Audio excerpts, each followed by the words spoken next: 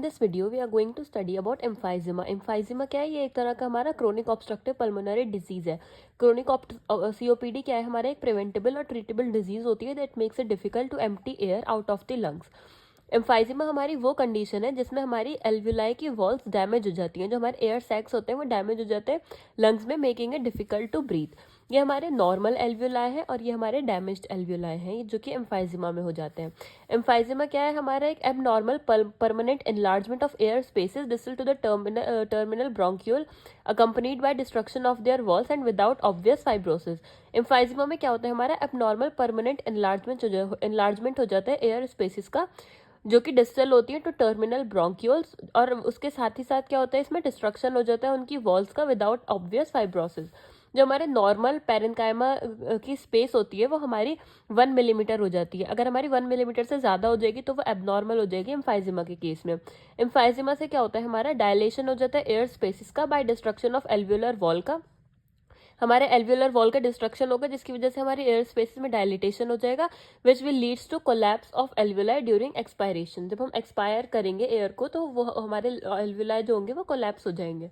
Next हम इसके pathophysiology की बात करें तो हमारे इसमें इलास्टिक फाइबर्स का डिस्ट्रक्शन हो जाएगा और हमारे एल्वुलर सेप्टा का डिस्ट्रक्शन हो जाएगा, जिसकी वजह से हमारा रिड्यूस सरफेस हो जाएगा फॉर गैस एक्सचेंज और उसकी वजह से हमारा हाइपोक्सिया हो जाएगा। और अगर यहाँ पर हमारा इलास्टिक फाइबर्स का डिस्ट्रक्शन हो रहा है उसकी वजह से हमारी elastic recoil of lungs loss हो रहा है उसकी प्रॉपर्टी, और उसकी वजह से हमारा जो भी एयरवे है, एयरवे जो होगा हमारा वो नैरो हो जाएगा, expiratory narrowing of small airway. उसकी वजह से हमारा एयर फ्लो का ऑब्स्ट्रक्शन हो जाएगा।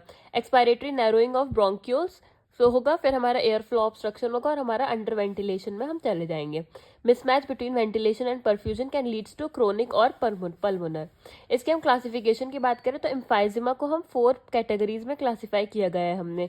सेंट्री अल्फा 1 एंटीट्रिप्सिन डेफिशिएंसी, इसको हम पैनासिनार भी कहते हैं, पैरासेप्टल एम्फाइजिमा और इरेगुलर एम्फाइजिमा। सबसे पहले आता है हमारा सेंट्री एसिनार एम्फाइजिमा। ये हमारा हैवी स्मोकर्स में होता है और सीवियर इन अपर लोब्स में होता है। ये हमारी मोस्ट कॉमन फॉर्म होती है सेंट्री एसिनार एम्फाइजिमा। नेक्स्ट आता है हमारा पैनासिनार एम्फाइजिमा। इसमें क्या होता है? हमारा अल्फा 1 एंटीट्रिप्सिन जो हमारा जीन होता है उसकी डेफिशिएंसी हो जाती है। This type affects the lower zone and is exaggerated by smoking. Next आता है हमारा पैरासेप्टल एम्फाइजिमा। इसे हम कहाँ पर फाउंड करते हैं? ये फाउंड होता है near pleura of and septum of lungs, often adjacent to areas of fibrosis और स्केयरिंग। नेक्स्ट आता है हमारा इरेगुलर एम्फाइजिमा। ये क्या होता है? इसमें हमारा लेस कॉमन होता है ये, और ये अपेयर होता है hazardly through the lungs, associated with scarring, example in TB asymptomatic.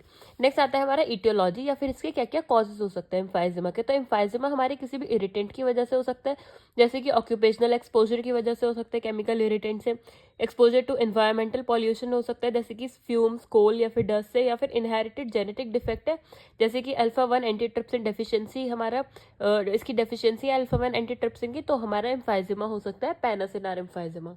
हमारे इनहेरिटेड डिजीज हो सकते हैं जैसे कि क्यूटिस लैक्सा, मार्फन सिंड्रोम, मैनकीन सिंड्रोम, इनकी वजह से भी एम्फाइजिमा हो सकता है। नेक्स्ट हम साइंस और सिम्टम्स की बात करें तो इसमें हमें शॉर्टनेस ऑफ ब्रीथ हो जाएगी, वीजिंग साउंड हमें देखने के लिए मिलेगा, साइनोसिस हो जाएंगे, मतलब ब्लू और ग्रास्प लिप और फिंगर नेल्स हो जाएंगे हमारा। इसमें हाइपर इन्फ्लेशन हो जाएगा, बैरल शेप का चेस्ट हो जाएगा हमारा, कॉन्स्टेंट कफिंग होगी और नीड्स टू क्लियर थ्रोट, और डिफिकल्टी हो जाएगी कॉन्सेंट्रेशन में। कुछ और मेडिकल कंडीशंस हम इसमें देखने के लिए मिल सकते हैं जैसे कि pneumonia, collapse lung, heart problem या फिर डेथ भी हो सकती है। हम इसके डायग्नोसिस में क्या करेंगे? It can be made by performing physical examination for symptoms manifestation. It include decreased breath sound through stethoscope, rounded finger tips देखने के लिए मिलेंगी हमें इसमें, पर्स लिप ब्रीदिंग हम कराएंगे टू काउंटरैक्ट एल्वुलर कोलैप्स। इसमें हमें चेस्ट का साइज इंक्रीज देखने के लिए मिलेगा जिसे हम बैरल चेस्ट कहते हैं।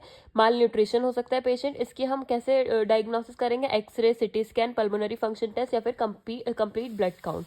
फिर हम इसमें ट्रीटमेंट कैसे करेंगे? हम एम्फाइजिमा का हम स्मोकिंग रोक सकते हैं, ब्रोंकोडायलेटर्स दे सकते हैं, एंटी इन्फ्लेमेटरी ड्रग्स दे सकते हैं, एंटीबायोटिक दे सकते हैं, पल्मोनरी रिहैबिलिटेशन करवाएंगे, लंग ट्रांसप्लांटेशन हो सकता है और ऑक्सीजन थेरेपी देंगे हम।